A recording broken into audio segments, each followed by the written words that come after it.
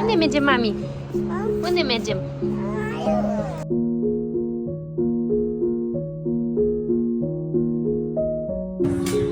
Spune-i lui tati unde mergi? Spune-i lui tati unde mergi tu?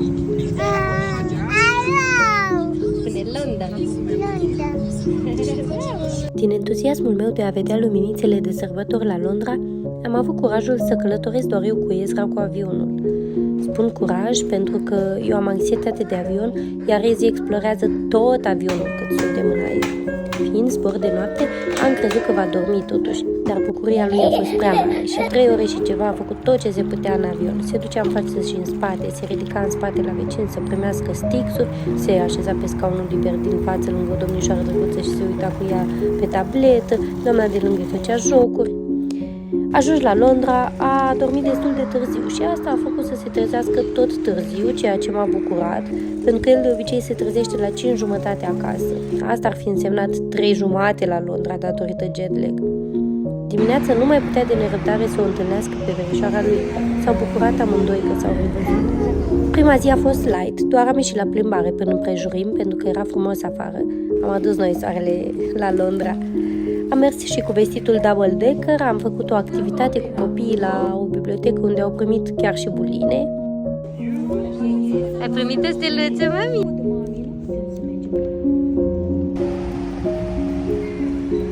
Apoi am luat o gustare la coffee shop și în drum spre casă am oprit să dăm mâncare la rățuște și nu ne mai lăsam plecați.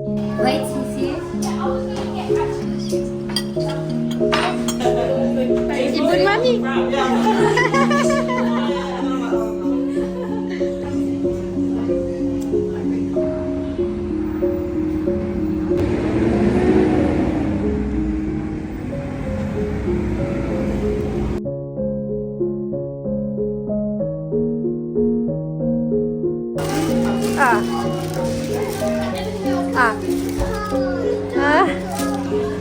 Arată lui mami aici la cameră.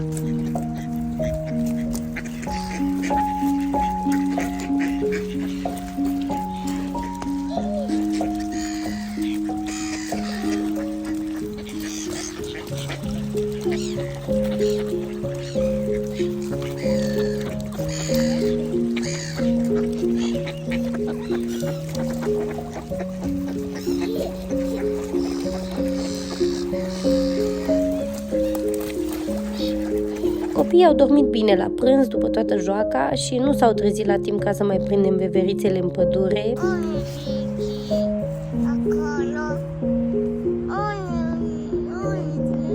Dar oricum a fost o plimbare bine meritată.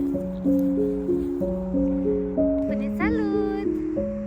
Mergem la veverițe? Da. Dai pupul mami? Bine.